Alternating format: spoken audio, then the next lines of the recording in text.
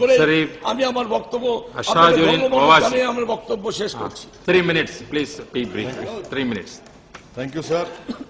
So the last 6 months have been very eventful as far as India's foreign policy is concerned. The Honorable Prime Minister's visit to Washington for the nuclear security summit, visit to Brazil for the BRICS summit and the ISWA summit, the visit of Prime Minister to Kingdom of Saudi Arabia and the subsequent Riyadh declaration of 1st March 2010, joint statement of Ministers of IBSA, sir, on the status of Middle East, joint declaration between India and Russia to further strengthening their ties, and then the BIMSTEC Convention on combating international terrorism, drugs, which the Honorable External Affairs Minister went to Myanmar in December 17.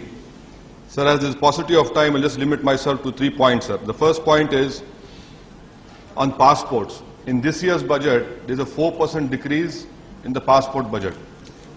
Sir, in our state, the Hyderabad Regional Passport Office has this distinction of issuing the largest number of passports in India.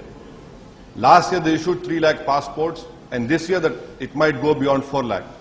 The problem in Hyderabad Regional Passport Office is there's a huge shortage of staff, and that is why people are worried we are getting a bad name over there.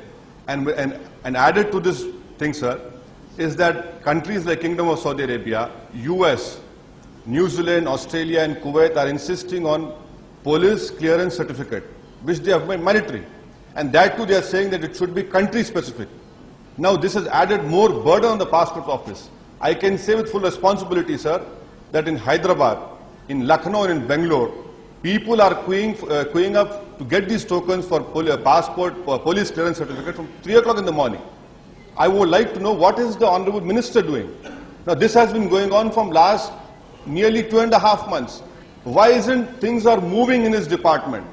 When people are queuing from 3 o'clock in the night, what are the regional passport officers doing? Why can't a note verbal be issued by the Ministry of External Affairs to all these foreign embassies and missions that we will issue one police certificate clearance which will be good enough for all foreign countries and which would be valid for 2 years? That is not being done. I hope the Honorable Minister will take into consideration my request to him. Second point, sir. India has always stood by the Palestinian cause.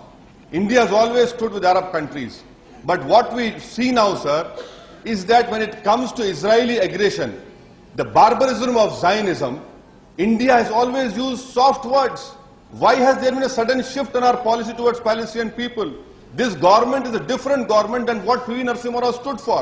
That process was started there. And what we use that, Israel is building settlements in Jerusalem. Israel is doing suppression and violence in Gaza. And what the language is used by external affairs is, we urge Israel. Why don't we condemn Israel? Why don't we condemn the Zionist aggression? This is what we want to hear. And we have stood by them. Another point on this issue, sir. Why has India raised the relationship with Israel to strategic and secret level? Take the example, sir. In 2006, we purchased UAVs.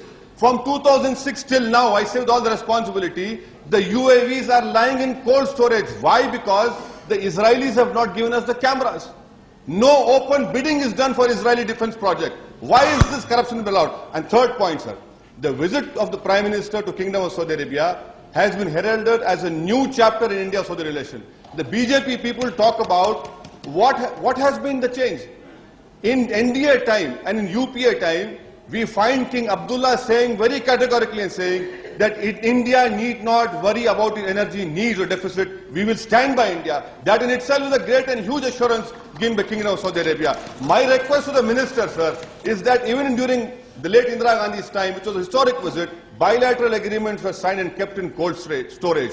I would request through you to the minister, form a nucleus group of various departments, commerce, petrol, education, let them work so that these agreements can be put into practice. Last point, sir, about this Hajj goodwill delegation. For God's sake, stop this political patronage of unemployed politicians. You stop this thing. 6 crores, 7 crores is a criminal waste, sir, that can be given to poor Muslim girls. Stop this thing. It is of no use at all. We have an Indian ambassador. We have a consul general. They can represent India. I mean, this Hajj goodwill delegation comprising of 30 unfit, misfit Muslims who go there and they are being taken care of, and I'm concluding, sir. They are being taken care of the Indian embassy, whereas their job should be to take care of the poor Hajis. Lastly, sir, about this Hajj subsidy, the demand has been raised from BJP,